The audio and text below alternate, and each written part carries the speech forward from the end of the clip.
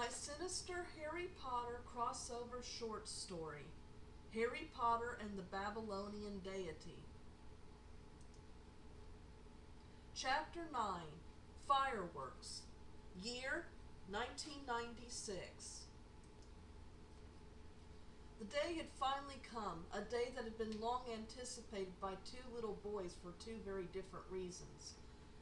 That morning, Dudley had eagerly come down the stairs to be greeted by birthday salutations and, even better, presents. He hadn't bothered stomping the stairs to rain dust down inside the cupboard. He was too excited, but he also probably knew there was no point. Harry wasn't inside the cupboard. He had been woken up in the wee hours of the morning to help carry down Dudley's presents from the storage room. Much to everyone's delight, Dudley pounced on his presents like a predator does its prey. Aunt Marge took pictures. Dudley barely acknowledged an unwrapped gift before demanding the next one. When he reached the last present and his lips began to trembling in the beginning of a tantrum, Aunt Petunia whipped out breakfast birthday cake. Dudley had practically inhaled his breakfast, which consisted of all his favorite foods. His father had excused himself to set up the video game console he had bought for his son, which was fortunate, for as soon as Dudley was finished eating, he wanted to play his video game. The garbage can was overflowing with wrapping paper and ribbon. The Dursleys usually tried to save wrapping paper, carefully unwrapping their gifts. However, Dudley, as with everything else, was indulged in his destruction. Harry was washing the dishes. It was actually a peaceful moment, so uncommon in the Dursley household.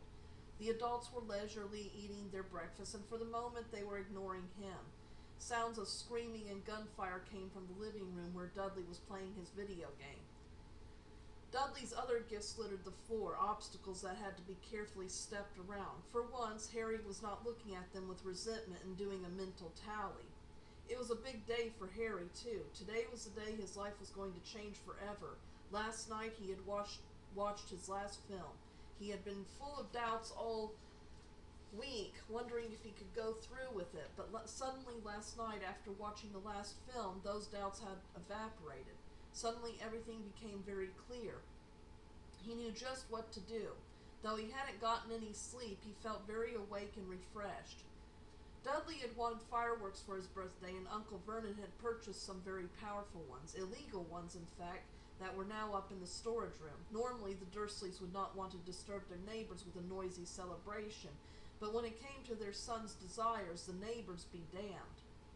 An idea had formed in Harry's head, an idea that was no doubt helped along from Bagul, for it was too sophisticated for a 9-year-old boy to come up with on his own. Harry stared out the window at the backyard patio with a smile. It would be the scene of tonight's festivities, but Harry had a little surprise for the Dursleys. "I see you finished your book, Marge," Vernon Dursley's voice broke into Harry's thoughts. "How was it?" Vernon Dursley didn't read and really didn't care, but he was trying to distract his sister. Though she perked up for Dudley's celebration, she was rather glum over the disappearance of her dog.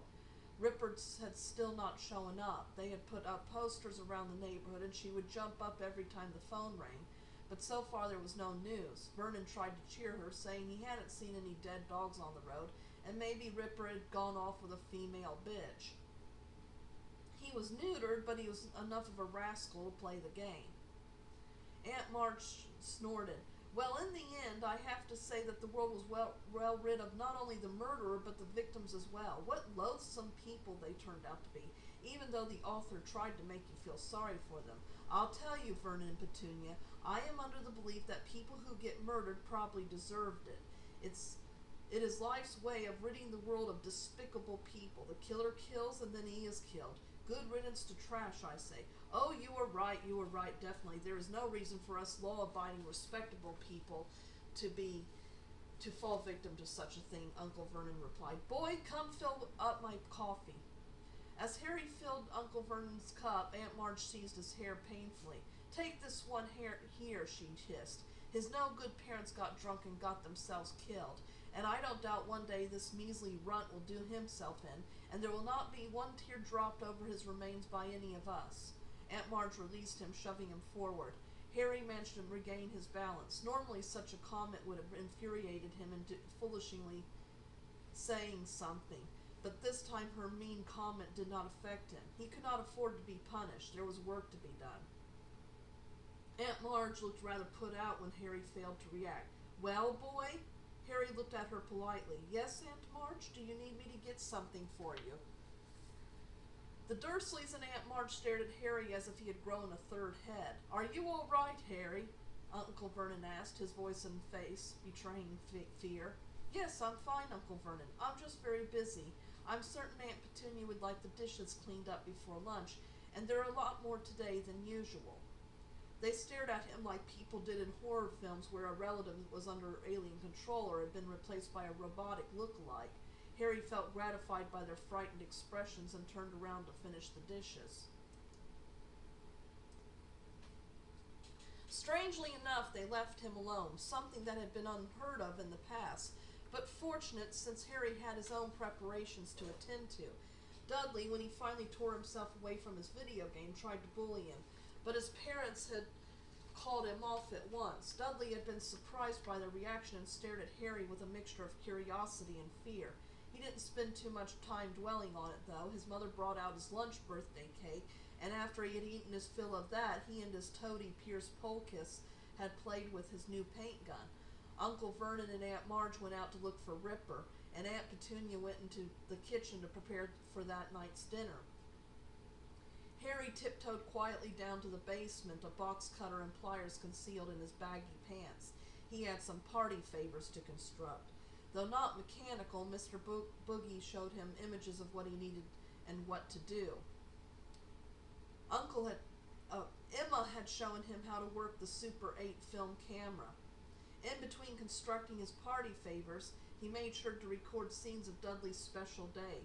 He had filmed Dudley opening his presents and gobbling down his cake as the opening scene to his film. Though they didn't show themselves, Harry could feel the presence of the other children and Bagul. It was comforting.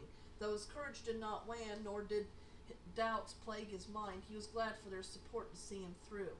Though he was supposed to do this mostly on his own, he didn't doubt they would help out if he needed them to. Harry remembered a quote from one of Aunt Petunia's magazines that she subscribed to. It stated that whenever one was planning for a special occasion, they should always expect some sort of disaster to come up. Whether it was an appliance breaking or a relative making a scene or something else, a good hostess was one who prepared for such a thing and had a plan B. Aunt Petunia, though she tried to follow this advice, was never actually good at practicing it, which was unfortunate, for she would have been able to handle her nephew's special gifts much better if she had. However, in this case, it was not Petunia's plans that were threatened, but Harry's. Disaster announced itself with a doorbell. When Harry answered the door, he found Mrs. Figg standing on the porch in her robe and slippers. Harry had never seen Mrs. Figg dressed in anything else. Aunt March had sniffed and looked disapprovingly at this uninvited guest who crashed a party and didn't even have the decency to put on something appropriate. Harry had hoped that the Dursleys would successfully send Mrs. Figg away, but despite their efforts, Mrs. Figg was determined to stay until her complaint was heard out. Harry looked out the window at the back patio. In the reflection of the glass, he could see the children and Bagul behind him. He did not turn.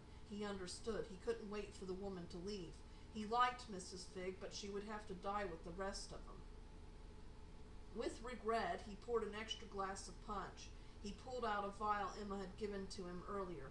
Carefully, he measured out the drops, making sure to put a larger dose into the glass meant for Mrs. Figg. The contents of the vial at first glowed a neon green, but as he stirred, they blended in with the drink. Emma had assured him that it was tasteless. How much the family suffered was totally up to Harry, Emma had told him. The drug, if given in small amounts, would subdue people but leave them conscious. In larger amounts, you could put them into a coma or even kill them. Harry had enough anger and desire for revenge to want the Dursleys and Aunt March to be conscious. Only Mrs. Figg was given a strong dose to make her insensible. Carefully, he brought the punch glasses outside. He set the tray on the table and handed Mrs. Figg her glass first.